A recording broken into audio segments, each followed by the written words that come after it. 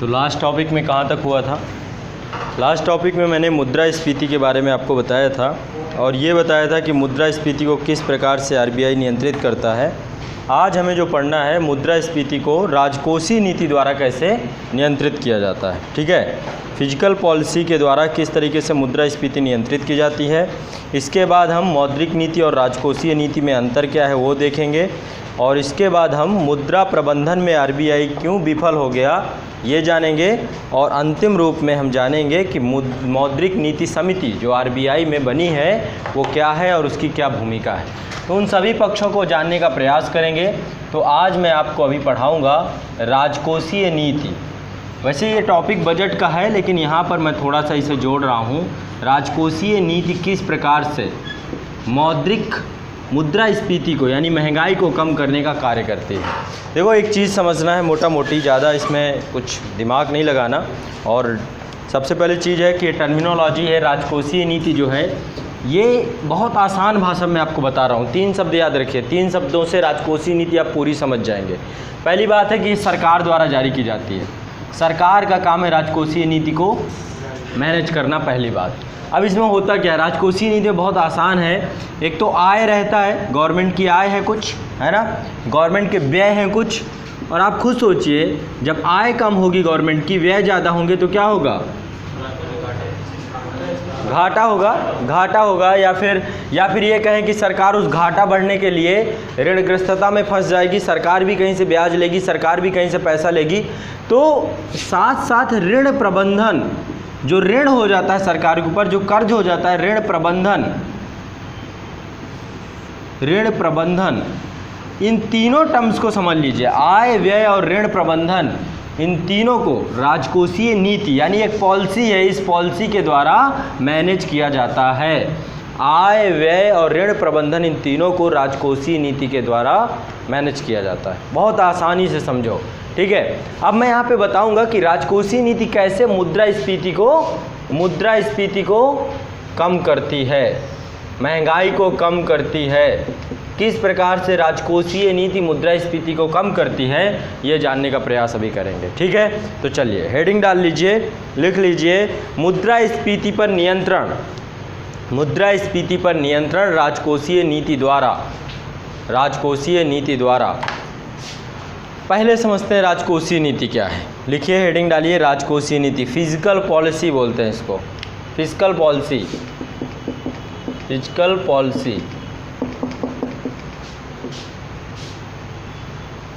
Policy. तो बहुत आसान भाषा में कहा जाए तो राजकोषीय नीति सरकार की आय और व्यय की नीति है। ठीक है, या और थोड़ा सा इसको टेक्निकली बोलें तो सरकार के आय और व्यय की साथ साथ ऋण प्रबंधन, साथ में ऋण प्रबंधन भी जोड़ दें तो राजकोषीय नीति की परिभाषा स्पष्ट हो जाती है। ठीक, तो चलिए इसको लिख लीजिए। लिखिए, राजकोषीय नीति सरकार की आय व्यय की नीति है, सरकार की आय तथा व्यय की नीति है। राजकोषीय नीति सरकार की आय तथा व्यय की नीति है जिसे सरकार के बजट में दर्शाया जाता है, सरकार की आय तथा व्यय की नीति है जिसे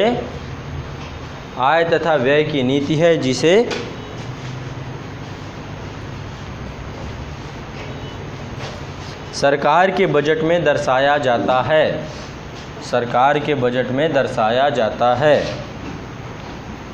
यदि बजट में आय के सापेक्ष व्यय अधिक होता है, यदि बजट में आय के सापेक्ष व्यय अधिक होता है,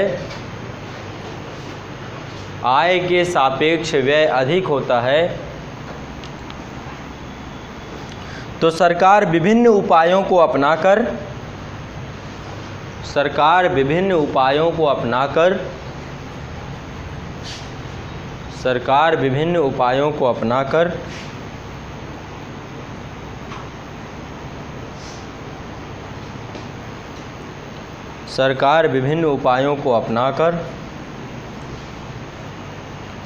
बजट में आए इस घाटे को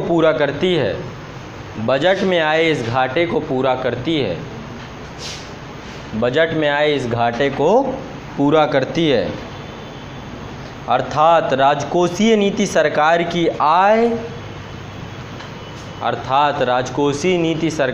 आय व्यय तथा ऋण प्रबंधन एवं ऋण प्रबंधन का लेखा जोखा होता है। क्या है राजकोषीय नीति? सरकार की आय, सरकार की व्यय तथा ऋण प्रबंधन का लेखा जोखा कहलाता है राजकोषीय नीति। कोई पूछेगा तो आसानी से समझा देंगे कि क्या है राजकोषीय नीति। फिजिकल पॉलिसी सरकार के द्वारा सरकार की आय, व्यय और उसके ऋण प्रबंधन का लेखा जोखा कहलाता है। बताओ, इसमें कुछ है नहीं, बहुत आसान है और बहुत आसानी से इसको समझाया जा सकता है और आप समझ सकते हैं। ठीक, बहुत आसान है, ये कुछ नहीं है इसमें। ये हो गई एक बात। अब अगली बात, अब आपको किसी भी तरीके से इसमें कंफ्यूज नहीं होना चाहिए राजकोषीय नीति, ताकि मैं आगे चीज़ें समझा सकूं। ठीक, राजकोषीय नीति किसी को ना समझ में आई हो तो पूछ सकता है अभी। अच्छा, लेट आने वालों के लिए कोई सुविधा नहीं है। जो लेट आ रहे हैं इनके लिए जाम था तो 8:30 बजे निकलना चाहिए था। मैं तो 8 बजे की बैठी हूँ। आपको 7:30 निकलना चाहिए था। ये तो डिस्टेंस भी उसमें देखना पड़ेगा ना। हाँ, स्वास्थ्य की समस्या थी, तो स्वास्थ्य सुबह सुबह जल्दी जगने से बढ़िया रहता है। थोड़ा सा और टाइम से उठती, उठने के बाद स्वास्थ्य का ध्यान रखो। अभी युवा हैं हम लोग, अभी बीमार पड़ने लग गए तो क्या होगा। अभी बिल्कुल कोल्ड हो, चाहे ठंडा हो चाहे गर्म हो, ठीक है, हमसे ठंडा गर्म कोई नहीं है। अभी यही उम्र है, हमारा ब्लड बिल्कुल परफेक्टली सब कुछ है। अभी आप यदि सोच रहे हो कि अभी बीमार नहीं होना है, कब तक? 45 साल तक। 45 साल तक हमें कोई बीमारी नहीं होनी चाहिए।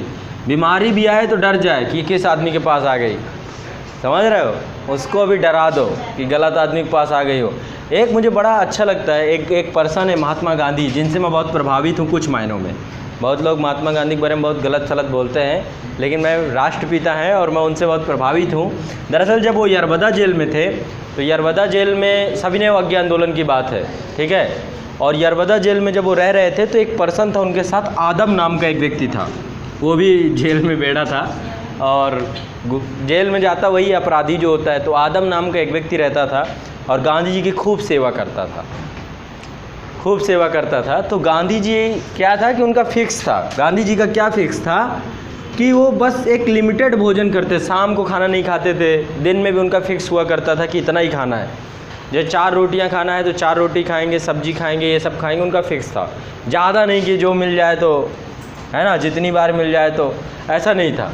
तो कहते हैं एक बार गांधी जी बीमार हो गए, गांधी जी बीमार हो गए और गांधी जी की एक दिनचर्या होती थी। दिनचर्या किस चीज़ की गांधी जी की थी कि वो प्रतिदिन, मतलब गांधी जी का प्रतिदिन का काम था कि अपना सूद पे चरखा काटना, चरखा पे सूद काटना और भी जो दैनिक कार्य होते थे वो करते थे, मतलब फिक्स था तो फिक्स था। तो जब बीमार पड़ गए तो बीमार पड़ने पर भी उन्होंने काम नहीं बंद किया। आदम ने उन्हें मना किया कि क्या कर रहे हैं बापू, आज आप बीमार हो। काम नहीं बंद किया लेकिन भोजन बंद कर दिया। बोले कि आदम मेरा शरीर स्वस्थ नहीं है और मैं काम। तो आदम ने जब उनसे ये प्रश्न किया तो आदम को गांधी ने क्या कहा? गांधी ने कहा कि सूर्य से सीखो। सूर्य क्या है? ऐसा कोई दिन नहीं होता है जिस दिन वो लेट उठता हो कि आज चलो कुछ नहीं, आज 10 बजे जगूंगा, है ना। सूर्य टाइम है उसका, बिल्कुल फिक्स है। मतलब बहुत बड़ी बात है, सन से आप सीख सकते हो। अब ये आप कहोगे कुछ भी हो, लेकिन रेगुलरिटी, निरंतरता का बहुत बड़ा प्रतीक है। बोला सूर्य समय से उगता है और सूर्य समय से डूब जाता है। उसका दिन का काम होता है कि सबको प्रकाश देना, वो प्रकाश देकर चला जाता है और शाम को सबको सुलाता है। तो सूर्य जब अपना काम नहीं बंद कर सकता, हवा चलना काम नहीं बंद कर सकती, तो मैं अपना काम कैसे बंद कर सकता हूँ? तो वो आदम भी बहुत चालाक आदमी था। बोला बापू तो डेली तो आप खाना भी खाते थे ना, तो इसको क्यों बंद कर दिया आपने? भाई डेली 4 रोटी खाते थे, आज 1 रोटी क्यों? तब तो फिर आपको 4 रोटी यहाँ पर भी खानी चाहिए, है ना। तो गांधी मुस्कुरा दिए। तो गांधी से आप, मतलब मुझे यही समझ में आया, ज़्यादा कुछ तो नहीं, लेकिन ये समझ में आया कि परिस्थिति कैसी भी हो, अपने परिस्थितियों को हरा दो अपने काम के आगे। समझ रहे हो? बुखार है, जुखाम है, तकलीफ़ है, सर दर्द है, बेचैनी है ना, मन के भाव जो है कुछ इतर बितर हो रहे हैं, मन नहीं लग रहा है, ये लग रहा है कि होगा कि नहीं होगा, ये सब आंतरिक समस्याएं हैं जो कि क्षणिक हैं। आज आपकी तबीयत खराब है, कल सही हो जाएगी। आज आपके मन में बेचैनी है, कल सही हो जाएगी। आज आपके मन में है ना कुछ भी है, आज आप कैसे भी हो, कल चेंज हो जाएगा, आने वाला समय बदल जाएगा। तो क्यों इस समय को बर्बाद करें, क्यों ना इसका सदुपयोग करें। समझ रहे हैं? तो आप अपने आप को व्यवस्थित कीजिए। व्यवस्थित जब आप अपने आप को कर लेंगे तो शरीर में कितने भी दर्द होंगे, कितने भी दुख होंगे। कितने दिन होता है सुबह उठता हूँ, उठने के बाद शरीर दर्द कर रहा होता है, लगता है कि आज, क्योंकि सोया ही 3-4 बजे जाता है, तो ऐसा लगता है कि आज छोड़ते हैं, आज नहीं करते हैं। ठीक है, आप लोगों को तो चलो 2 दिन का छुट्टी मिल गया। सैटरडे संडे में और ज़्यादा काम करता हूँ, सुबह से लेकर शाम तक सिर्फ मेरी क्लास रहती है। ठीक है, तो कहीं ना कहीं पे हम, आपको ये नहीं सोचना, अभी हमारी उम्र है भाई, 45 साल तक कोई बीमारी नहीं होनी चाहिए हमारे शरीर में। 45 साल तक हम बीमार नहीं पड़ सकते। बीमारी एक मानसिकता है जो आपके दिमाग में बैठ गई है कि आप अस्वस्थ हो गए हो, आप बीमार हो गए हो। उस मानसिकता को डिलीट कीजिए और समयबद्ध बनिए, समय का सदुपयोग कीजिए। समय कम है, लिमिटेड है अपनी लाइफ में, समय को बर्बाद मत कीजिए। विश्वास कीजिए, ये समय को यदि आज आप बर्बाद करेंगे तो कल समय आपको बर्बाद कर देगा। लिख लीजिए। समझ रहे हैं? आपको समय आके सिखाएगा कि मैं कौन हूँ। मेरा महत्व आपने नहीं माना, ठीक है, तो इसलिए समय को बर्बाद मत कीजिए। समय को आप बर्बाद करेंगे, समय आपको बर्बाद कर देगा। कितनों को बर्बाद कर चुका, क्योंकि कितनों ने बर्बाद उसे किया था। ठीक है, और समय सबको सिखा भी देता है। समय सबको अच्छों का आकड़ निकल जाता है समय के आगे। जब वक्त आता है ना तो अच्छों का आकड़ निकल जाता है। जैसे अभी विजय माल्या हैं, रहे होंगे कभी अकड़ू टाइप के आदमी। आज के टाइम पे क्या है, ये है कि किसी तरीके से देश उनको माफ़ कर दे, उनके गुनाहों को माफ़ कर दे, एक बार एक्सेप्ट कर ले। है पैसा, सब कुछ है, धन दौलत, लेकिन किसी काम का नहीं है। तो समय बदलता है, समय के साथ साथ आपकी स्थिति क्या हो जाएगी आपको भी नहीं पता है।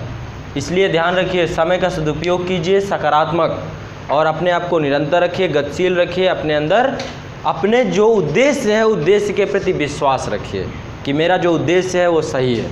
मेरा उद्देश्य गलत कैसे हो सकता है ना? उद्देश्य क्या है? मुझको कुछ ऐसा बनना है ताकि मैं दूसरों के काम आ सकूँ, ये अल्टीमेट गोल है। मुझको कुछ ऐसा बनना है कि मैं दूसरों के काम आ सकूं, यही तो आपका उद्देश्य है। और क्या है? ये उद्देश्य है कि सिर्फ मिलता जाए, जिधर से पाओ भरते चले जाओ, ये उद्देश्य नहीं है ना। अब बनने के लिए आपने एक प्लेटफॉर्म चूज किया कि ये प्लेटफॉर्म पे जाऊंगा तो मैं दूसरे के काम आ जाऊंगा। समझ रहे हो? तो अल्टीमेट अपनी पर्सनालिटी में बदलाव लाइए, अपने व्यक्तित्व, अपने सोच में बदलाव लाइए। एक चीज़ और ध्यान रखिए, कम से कम मेरे सामने ये काम तो मत कीजिएगा कि आप एक्सक्यूज़ दें किसी चीज़ का, कि आज गाड़ी लेट हो गई, आज जाम, ये सब एक्सक्यूज़ हैं ज़िंदगी में। आप एक्सक्यूज़ देते हो और कुछ नहीं होता।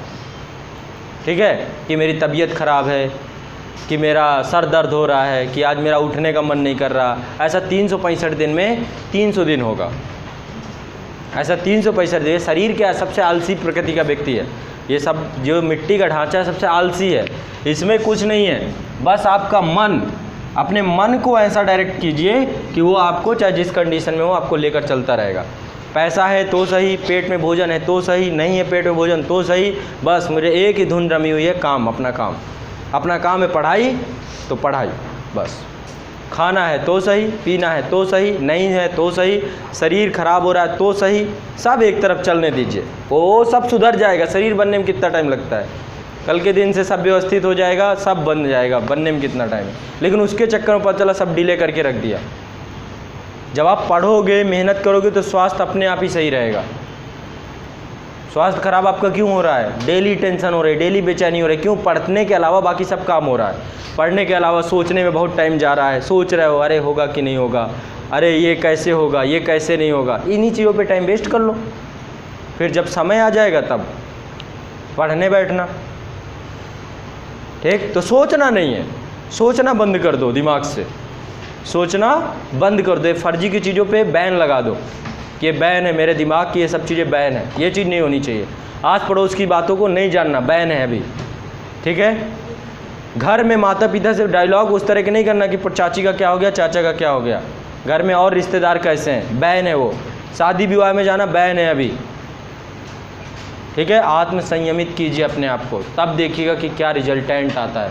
तब आपके अंदर पर्सनालिटी बदलेगी, आपका व्यक्तित्व बदलेगा। फ़ोन में कॉल आता है, आने दो, जाने दो, ठीक है। और ज़्यादा दूसरों का फ़ोन उठाने लग जाओगे ना तो एक दिन ऐसा आएगा कि लोग आपका भी फ़ोन नहीं उठाएंगे, ठीक है। और ज़्यादा दूसरों का फ़ोन नहीं उठाओगे तो एक दिन ऐसा आएगा कि लोग आपके फ़ोन की प्रतीक्षा करेंगे, वो कहेंगे अरे बड़े दिनों बाद याद किया, ठीक। तो इसलिए ज़्यादा चक्करों में मत पड़ो। ज़्यादा चक्कर के चक्कर में पता चला अपना चक्कर ख़राब हो गया, तो अपना चक्कर सही रखो।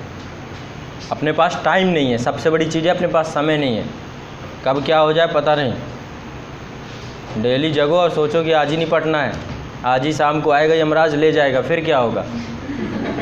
तो अभी बहुत बचा है, पूरा पॉलिटी, हिस्ट्री, ज्योग्राफी सब पढ़ना, तो दिमाग इधर लगना चाहिए कि उधर लगना चाहिए, क्योंकि आज शाम को जाना है। तो डेली यदि ये सोच के सोओगे, है ना, डेली यही कि अब कल शायद मेरा आखिरी दिन हो।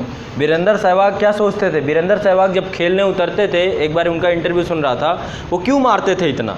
वो कहते थे मैं आउट हो जाता हूँ, सब कुछ जाता हूँ, एक तरफ रखो, लेकिन मुझे ये लगता था कि आज का दिन मेरा है, आज जितना मार लिया तो मार लिया, जितने रन बटोर लिए, अगले दिन खेलने का मौका मिलता है कि नहीं मिलता। हो सकता है BCCI खेलने ही ना दे, हो सकता है टीम में चयन ना हो, तो आज मिला है मौका, तो आज मैं आने के बाद एक एक गेंद को तोड़ के मारता हूँ।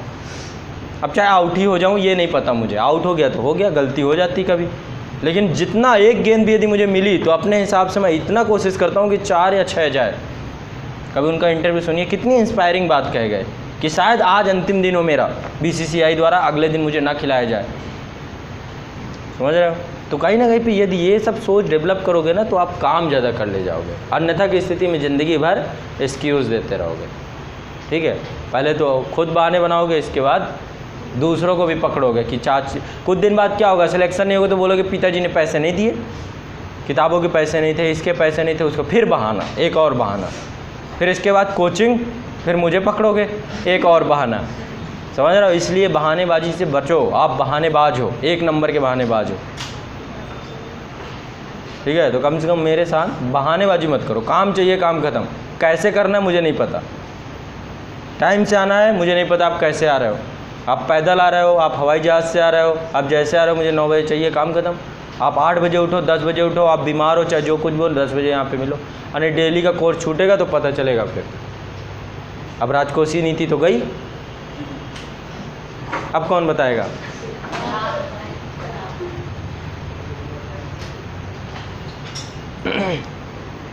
चलो, राजकोषीय नीति मैंने बताया, राजकोषीय नीति सरकार के द्वारा जारी की जाती है। किसके द्वारा? सरकार के द्वारा। राजकोषीय नीति सरकार के आय, व्यय और ऋण प्रबंधन का लेखा जोखा होती है। फिर एक बार समझते हैं, सरकार के द्वारा राजकोषीय नीति जारी की जाती है। सरकार के आय यानी सरकार का इनकम क्या है, व्यय कितना है और ऋण प्रबंधन क्या है, क्योंकि आय कम होगी, व्यय ज़्यादा होगी तो सरकार कर्ज में आ जाती है। सरकार को भी विदेशों से कर्ज लेना पड़ता है, कंपनियों से कर्ज। भारत सरकार गवर्नमेंट सिक्योरिटी जारी करती है किस लिए? इसीलिए ना कि गवर्नमेंट सिक्योरिटी बिक जाएंगी और मुझे पैसा मिल जाएगा बहुत सारे मामलों में।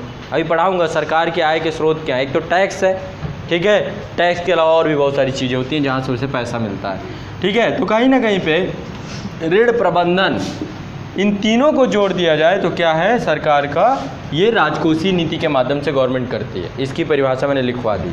आगे बढ़ते हैं, नेक्स्ट आगे बढ़ते हैं। लिखिए, मुद्रास्फीति को नियंत्रित करने में, मुद्रास्फीति को नियंत्रित करने में, हाँ उसी में नहीं तो किसी में, मुद्रास्फीति को नियंत्रित करने में राजकोषीय नीति की अहम भूमिका होती है। मुद्रास्फीति को नियंत्रित करने में राजकोषीय नीति की अहम भूमिका होती है, अहम भूमिका होती है। अब क्या है अहम भूमिका? एक होती है रेवेन्यू पॉलिसी, राजस्व नीति, है ना। पहला टूल प्रयोग करती है राजस्व नीति के माध्यम से। अब राजस्व नीति क्या है भाई? सरकार को राजकोषीय नीति के माध्यम से क्या करना है? मुद्रास्फीति को नियंत्रित करना है, महंगाई दर को नियंत्रित करना है। तो सरकार अपने आय का स्रोत को बढ़ाने का प्रयास करती है। कैसे? राजस्व नीति के माध्यम से। बहुत आसानी से समझाना चाहूँगा।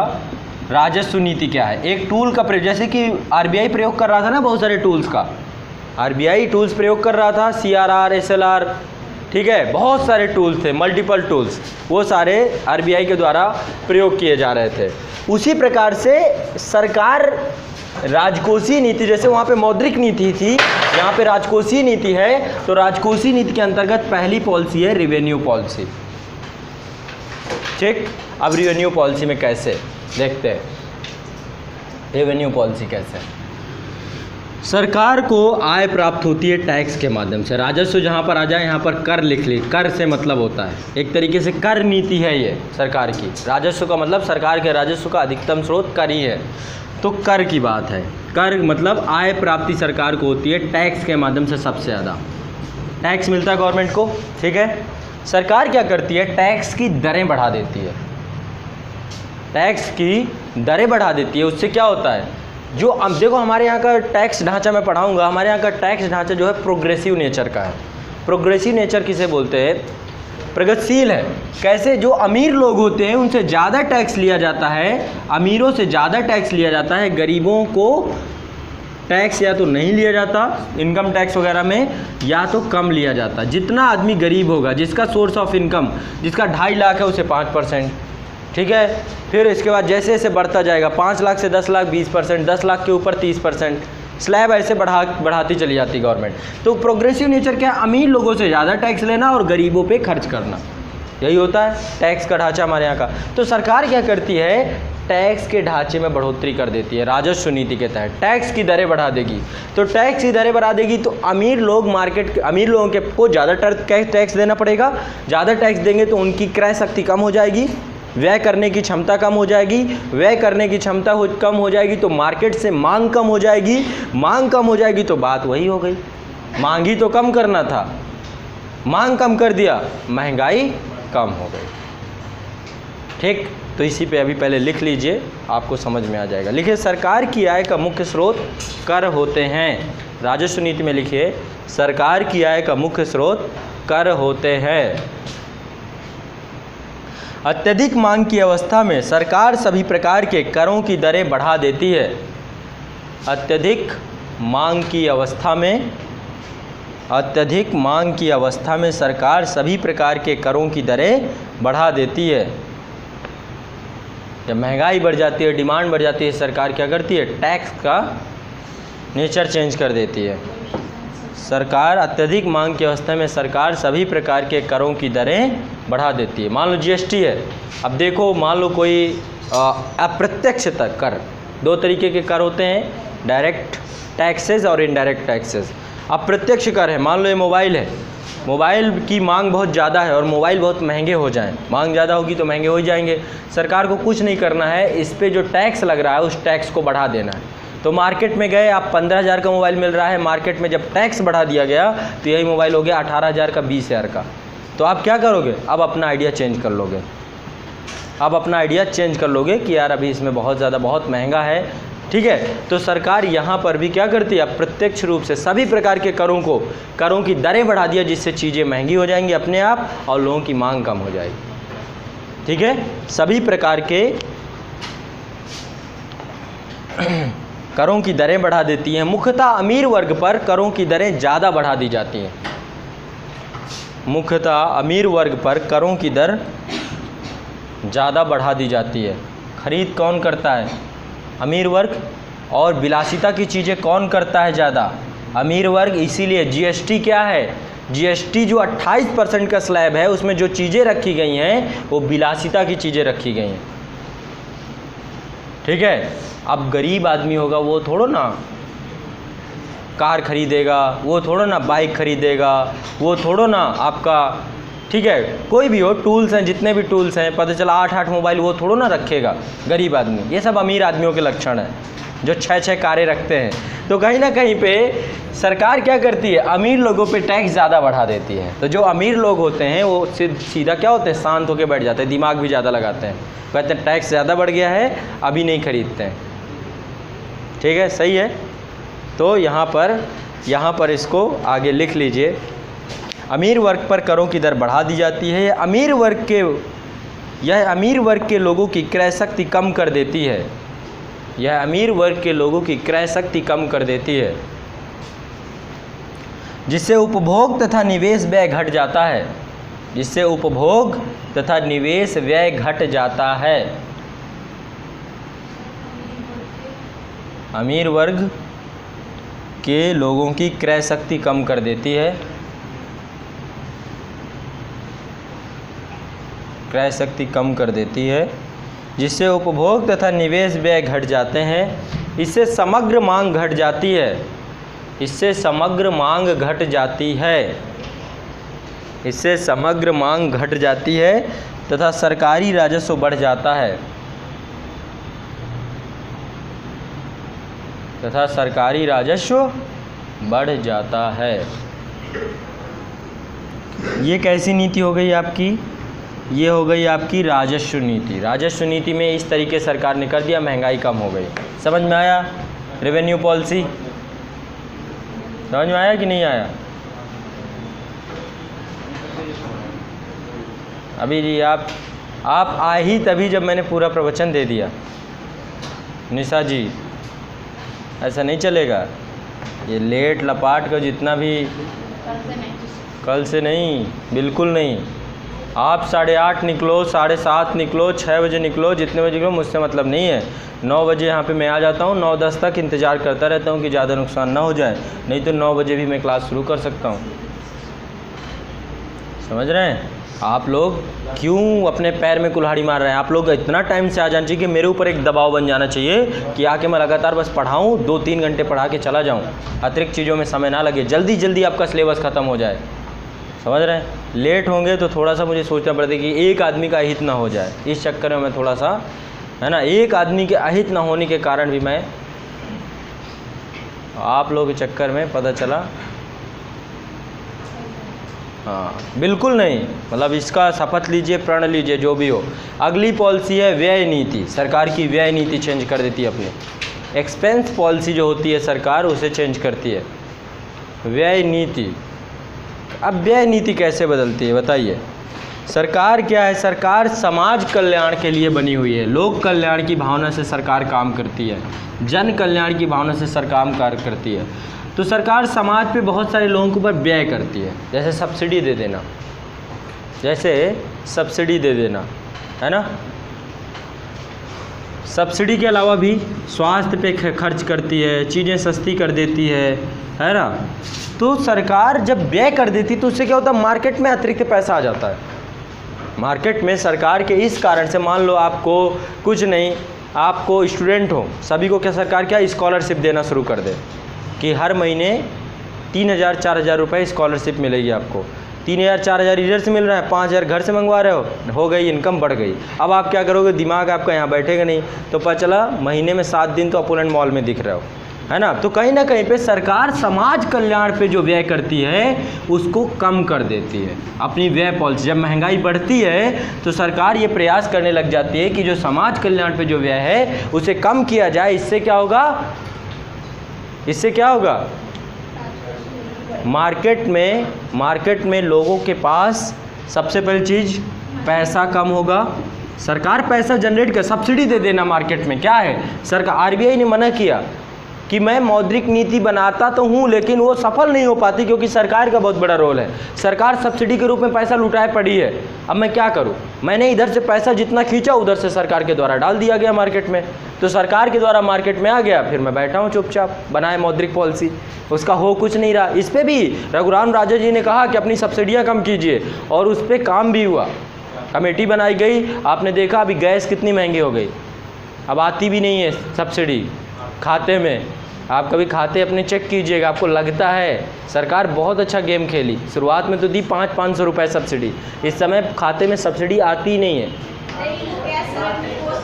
आती है, किसी में आ रही है। हाँ अच्छा, आप घर वाला खाता एक बार चेक कीजिएगा सही से। हाँ अच्छा, वो उज्ज्वला योजना वाला, उज्ज्वला योजना ठीक है, वो अलग है। मैं कह रहा हूँ कि सरकार जैसे मान लो इस महीने ना दे, अगले महीने दे दे आपको, अगले महीने खुश हो जाओगे। लेकिन आप ये किस चीज़ की खुशी? पिछले महीने तो नहीं दिया था ना, पिछले महीने भी तो मिलना चाहिए था ना। इस समय 850-900 रुपये का सिलेंडर जाके पहुँच गया। कितने का मिलता था? 300, 350, 400 तक का मिला करता था सब्सिडी वाला सिलेंडर। अब बिना सब्सिडी के कर दिया 8 दिन आ गए, है ना, 1 रुपये और बढ़ गया। हाँ, तो वही है, पेट्रोल डीजल का देखो डीरेगुलेट कर दिया, यहाँ तक कि रेलवे में देख लो, आप कभी कोई चला होगा वैसे, राजधानी से आप सफ़र कीजिए, राजधानी का किराया उन्होंने क्या कर दिया, एरोप्लेन के तर्ज पे कर दिया, जितना फ्लेक्सिबल कर दिया, उसका फेयर फ्लेक्सिबल हो गया कि जितना जल्दी कर लोगे सस्ता पड़ेगा और जितना लेट करोगे उतना महंगा होता चला जाएगा। समझ रहे हैं? तो सरकार क्या कर रही है, धीरे धीरे जितनी सहायकी दे रही है उस सहायकी को बंद करती जा रही है। और वास्तव में कोई देश खैरात में नहीं चलता है। सब्सिडी वास्तव में सरकार द्वारा दी जाने वाली एक सहयोग राशि है। कोई भी अर्थव्यवस्था किसी भी सहयोग राशि पे कभी चल ही नहीं सकती है। कब तक सब्सिडी पे जीते रहेंगे? सरकार को हमें एबल बनाना चाहिए, उस पर काम करना चाहिए। हमारे स्वास्थ्य, शिक्षा, अरे मेरी इनकम बढ़ जाएगी तो मैं क्यों आपकी सब्सिडी पे निर्भर रहूँगा? तो सरकार को सब्सिडी पे काम करना चाहिए कि इनकम बढ़ाने पे काम करना चाहिए लोगों की? इनकम बढ़ाने पे। इनकम कब बढ़ेगी? जब रोजगार सृजन होगा। अब जब सरकार ज़्यादा पैसा सब्सिडी पे ही खर्च कर दे रही तो रोजगार सृजन पे कैसे करेगी? तो सरकार को चाहिए कि रोजगार सृजन पे ज़्यादा खर्च करे और सब्सिडी पे पैसे को रोक दे। समझ रहे मेरी बात को, है ना?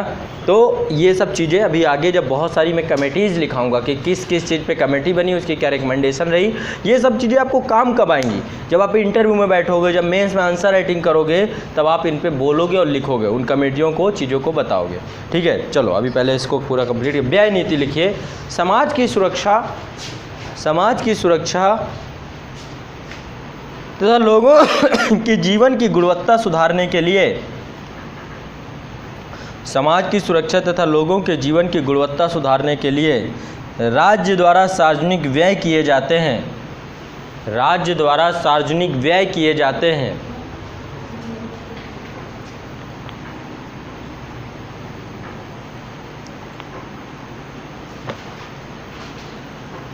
सार्वजनिक व्यय की मुख्य मदें, सार्वजनिक व्यय की मुख्य मदें किस किस चीज़ पे सरकार? प्रशासन ये एक सार्वजनिक व्यय है। पुलिस लगी हुई है किस लिए? किसके लिए है पुलिस? आपकी सुरक्षा के लिए, कि आपके साथ कोई हो ना सके, कोई अपराध करके चला जाए, कोई आपके घर में चोरी डकैती चार के चला जाए। ठीक है, तो पुलिस है ताकि पुलिस उससे देखे, आपके घर पे लोगों के अंदर एक टेरर, एक भय बना रहे। तो पुलिस प्रशासन जो कुछ भी है, आपको ये है कि मेरे साथ कोई गलत करेगा मैं सीधा चला जाऊंगा, ऊपर बैठा हुआ है। ठीक है, तो प्रशासन का व्यय सार्वजनिक व्यय के अंतर्गत आता है। देश की सुरक्षा का व्यय, रक्षा क्षेत्र पे जो सरकार, वो भी एक सार्वजनिक व्यय है ना? तो सार्वजनिक व्यय लिखिए कहाँ कहाँ पे सरकार करती है। सुरक्षा, प्रशासन, सामाजिक सेवाएं, सामाजिक सेवाएं में शिक्षा, स्वास्थ्य, पेयजल, स्वच्छता, बहुत सारी चीज़ें आती हैं। सामाजिक सेवाएं और क्या है? विकासात्मक व्यय, आधारभूत संरचनाओं पर जो डेवलपमेंट किया जाता है वो व्यय भी आते हैं। विकासात्मक व्यय, जैसे कि हाईवेज बना रही है सरकार, है ना? रेलवे का विकास कर रही है, रेलवे की अभी डबल लाइनें, बुलेट ट्रेन खरीदी जा रही है, सब क्या है? विकासात्मक। और संरचना की गति बढ़ रही है। ठीक है, चलो नेक्स्ट आगे बढ़ाते हैं। हमारे देश में मुझे कभी कभी लगता है बुलेट ट्रेन तो चल जाएगी, लेकिन बुलेट ट्रेन में आदमियों को नहीं बैठाना चाहिए। किस लिए यूज करना चाहिए उसको? ट्रांसपोर्ट के लिए कीजिए, कार्गो के लिए कीजिए, उसके लिए सही है। लोगों को मत बैठाइए यहाँ पे।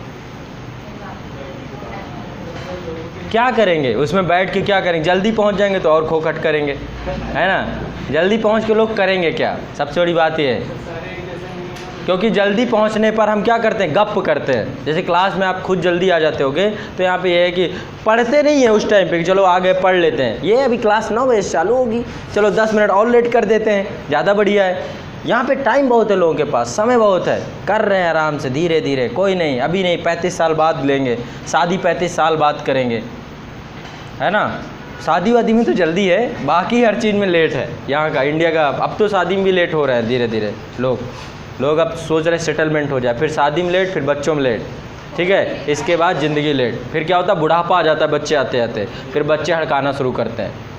क्यों? जनरेशनल गैप हो जाता है, बाप बेटे में जनरेशनल गैप हो जाता है, पीढ़ीगत गैप। एक पीढ़ी के बाद देखो, 35 साल पुरानी पीढ़ी वर्सेस नई पीढ़ी जो आ जाई है, तो क्या होता है? अब उसके समय टेक्नोलॉजी कुछ और है, पिताजी सीखने को तैयार नहीं है, तो बाप बेटे में लड़ाई नहीं होगी तो क्या होगा? है ना? कलाएँ होती, सब चीज़ें। तो बहुत सारी हमारे समाज का ढांचागत संरचना बहुत ख़राब है। रोज़गार के चक्कर में लोग बहुत समय वेस्ट कर देते हैं, इसलिए जॉब लगे ना लगे शादी टाइम से कर लेना, ये ध्यान रखना। ठीक है, आगे नहीं तो दूसरी ज़िंदगी भी ख़राब हो जाएगी। आगे कहाँ तक पहुँचे? विकासात्मक व्यय, हाँ। अत्यधिक मांग की स्थिति में, अत्यधिक मांग की स्थिति में सरकार इन व्ययों को कम कर देती है। अत्यधिक मांग की स्थिति में सरकार इन व्ययों को कम कर देती है।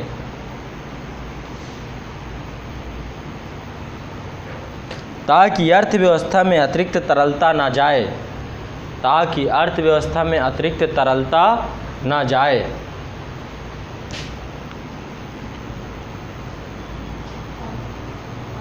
ताकि अर्थव्यवस्था में अतिरिक्त तरलता ना जाए। तरलता, तरलता जब बोला करूं तो पैसा ना ज़्यादा जाए, ना जाए, आए बस, ठीक है। तरलता ना जाए और मांग पक्ष में कमी आए, और मांग पक्ष में कमी आए, मांग पक्ष में कमी आए। समग्र मांग में इस कमी से, समग्र मांग में इस कमी से बजटीय घाटा कम हो जाएगा, बजटीय घाटा कम हो जाएगा और सरकार गैर विकासात्मक व्ययों को कम करने के उपाय भी अपनाती है, और सरकार गैर विकासात्मक व्ययों को कम करने के उपाय भी अपनाती है, कम करने के उपाय भी अपनाती है। ठीक, कोई दिक्कत नहीं होनी चाहिए।